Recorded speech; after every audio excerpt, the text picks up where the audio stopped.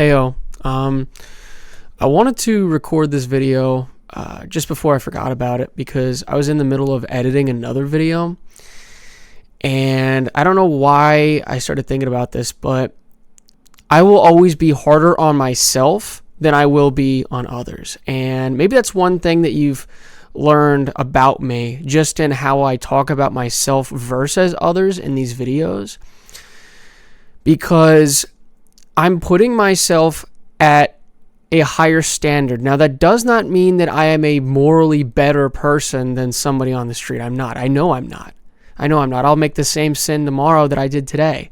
But my point is, I am my own critic. And I've said this before. I said this in one of my most popular videos where I am my own worst critic.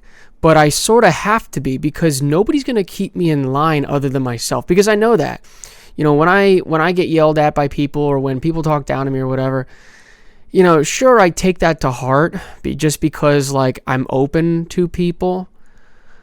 But also, they're not steering my ship. I am steering my ship, right? I'm steering the boat. So I want to make sure that I'm steering the boat in the right direction, away from the shore and everything else. So I'm going to be super hard on myself, right? And realistically, I probably shouldn't. But, I want to make sure that I don't want to say walking the path, because that's not necessarily true. But I think you see what I'm saying here. I can't really find the word for it right now, but hopefully you have enough of a frontal lobe to figure out what the hell I'm talking about, because clearly I don't, right? But I think it's always annoying when I am the one who is hard on myself and then somebody else is being hard on me. And it's okay, I already got myself to look back to, and now I have other people being difficult on me. It just makes it so much worse. And it's people who really do not care about you as well. And there's a difference between being, if you're on the job site and somebody's being hard on you, you can sort of tell the difference between them just joking and then them actually meaning it and being an asshole. There is a major difference there. It's there's that passive aggressive nature with normies that lets me know what they're actually thinking. I don't know. It's been actually, believe it or not, it's been a couple days or maybe even 3 or 4 days since I've made a video. I made a bunch of videos all together, and, now I'm taking time to edit them kind of in days apart here. I got a lot of shit going on here at the shop and just outside now that it's warming up. But, yeah, I don't know if I had talked about that in my video about growing up neurodivergent, but the pattern recognition skills and understanding people are just those for me anyways seem to be my greatest tricks, because I can just tell when somebody means something and when they really mean it, because they have to sort of throw themselves out there in order to get something, right? If you're going to fish, you sort of have to throw a part of yourself, the line. Right? The line is a part of you because you're controlling it. So you have to throw that out there in order to catch something, because you're not going to catch something by not doing anything. And the same applies with human emotion, right? Where you sort of have to lay yourself down. Now, I know I've talked about this.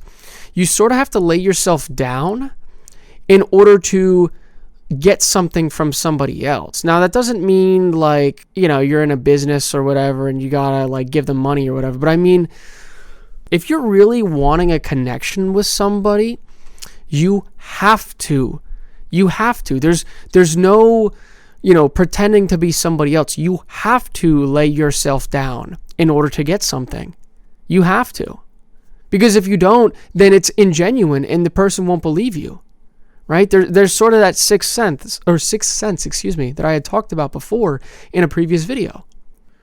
So, getting back to what I was saying before, sorry. I'm always going to be harder on myself. I just am. And this isn't some sort of cry to the internet or something. I'm not necessarily looking for sympathy. But what I am looking for is understanding. I will always be looking for you guys and or girls to understand the things that I'm saying here, because they matter. They matter at a deeper spiritual level. They do. Because this isn't some just stupid shit, dude. I mean, there's so many people, like, I'm just thinking, there's so many people who get to the end of their lives and don't know who they are, right? Like, I already know my dad's going to be like that.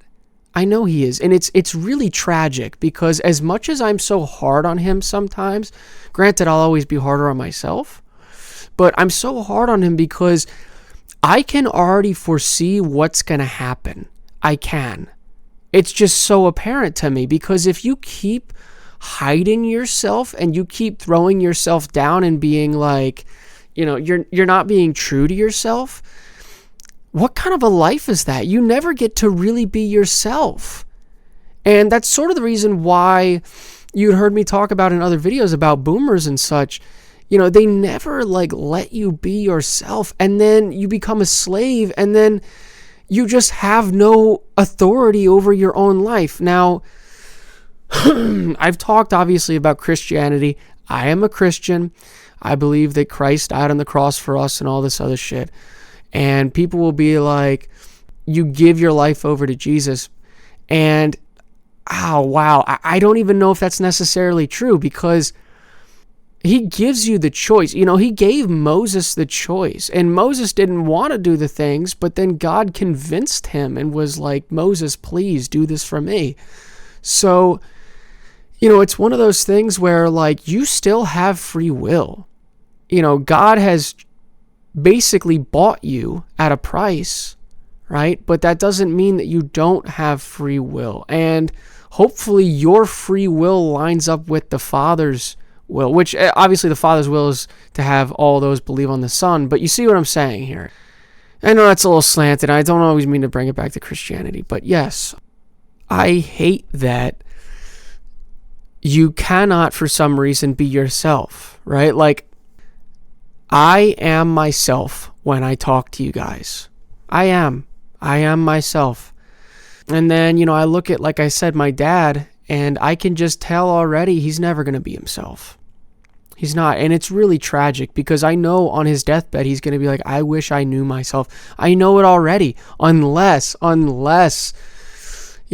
he comes to Christ and is like, okay, I believe. And I'm banking on that, man. I'm banking on that, because an eternity without God is really sad.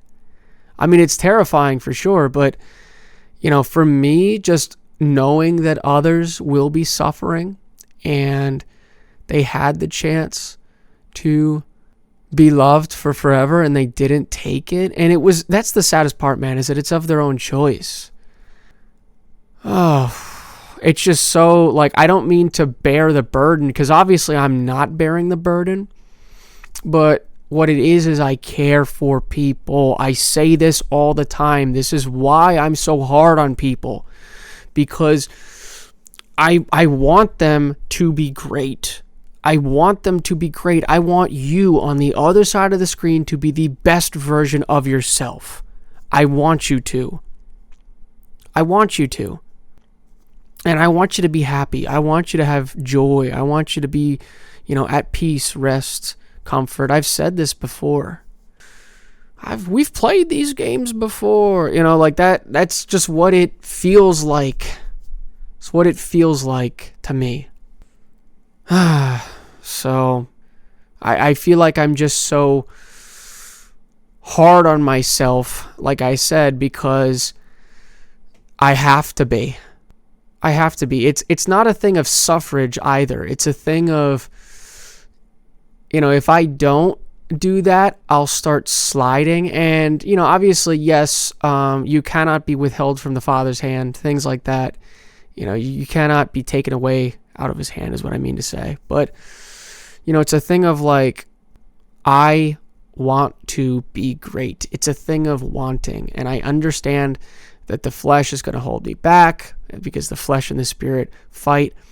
But I'm wanting that. I'm wanting that newness of life. And this is what I want for other people. I want other people to have what I have, because sometimes it's just so fucking awesome, dude.